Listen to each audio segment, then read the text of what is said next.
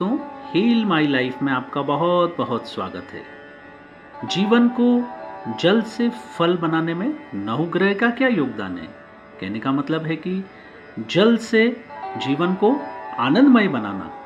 तो हमारे नवग्रह हमारे जीवन को परिपक्व और खिलने में हमारी सहायता करते हैं। बस हम इन ग्रहों के साथ अगर अच्छे वाइब्रेशन के साथ जुड़े रहें तो ये हमें सुख शांति से भरपूर करना चाहते हैं। अच्छे कर्म और प्रेम की शक्ति से सभी ग्रह शांत और प्रेम के स्पंदन में रहते हैं। मित्रों, एक पेड़ बनने की यात्रा मतलब 20 से पेड़ बनने की यात्रा से हम समझते हैं कि किस ग्रह का हमारे जीवन में क्या योगदान है और हमारे जीवन को रसमय या आनंदमय बनाने में किस तरह से सभी ग्रह हमें योगदान देते हैं। तो मित्रों, हमारे जीवन में केतु ग्रह जो है वह जड़ का प्रतीक है। जिस तरह से एक पेड़ में जड़ जो उसका पूरा आधार स्तंभ होती है, उसी तरह से हमारे जीवन में हमारी जो जड़ है हमारे शरीर में वह हमारा मेरुदंड है। उस मेरुदंड की सहायता से हमारा जीवन का पूरा आधार होता है। इसी तरह से धरती या जमीन कहें वह मंगल ग्रह का प्रतीक है। तो इस जड़ की सहायता से सारे पोषक तत्व पूरे शरीर में, जिस तरह से पेड़ में पोषक तत्व जड़ फैलाती है धरती से लेकर, धरती माता से लेकर, इसी तरह से हमारी भी अपनी माता से पूरे पोषक तत्व जो है हमें जड़ के माध्यम से मिलते हैं। तो धरती जो है वह मंगल ग्रह का प्रतीक है। पर इस पोषक तत्वों को ट्रांसपोर्ट कौन करता है, कौन लेके जाता है शीर्ष तक? तो उसमें अहम योगदान होता है मित्रों जल तत्व का, जो कि चंद्र देव से जुड़ा है, चंद्र ग्रह से जुड़े हुए हैं। तो जल अगर शुद्ध होगा तो ये पोषक तत्व बहुत ही शुद्धता से हमारे शीर्ष तक पहुंचते हैं, हमारे मस्तिष्क तक पहुंचते हैं, इसी तरह से पेड़ के शीर्ष तक पहुंचते हैं। तो जल तत्व का बहुत बड़ा योगदान है। कहते हैं कि अगर चंद्र ग्रह कुंडली में शुभ हो तो सुख शांति और आनंद जीवन में चारों तरफ होते हैं। मित्रों, सूर्य ग्रह जो है हमें दिव्य प्रकाश पुंज देते हैं। जिस तरह से एक नवपल्लवित पौधा सूर्य के प्रकाश को संतुलित मात्रा में ताप को प्राप्त करके वह खिल जाता है और उस पर पत्तियां आ जाती है, इसी तरह से ये जो पत्तियां आती है यह बुध ग्रह का प्रतीक है। बुध ग्रह जो कि हरे कलर का होता है। उसके बाद जब ये पौधा थोड़ा और बड़ा होता है तो इसके ऊपर आ जाते हैं फूल।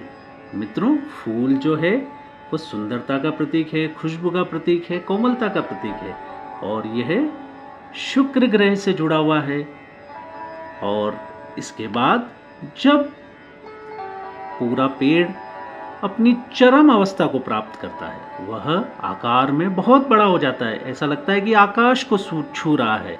तो आकाश माने गुरु, तो गुरु तत्व हमें पूरी तरह से खिलाता है, हमें अनलिमिटेड प्रगति देता है। और जब ये पेड़ बहुत बड़ा हो जाता है तो यह भरपूर मात्रा में ऑक्सीजन देता है। तो ऑक्सीजन जो है, प्राणवायु जो है, वह गुरु ग्रह का भी प्रतीक है। मित्रों, इसके बाद इस पेड़ पर आते हैं फल।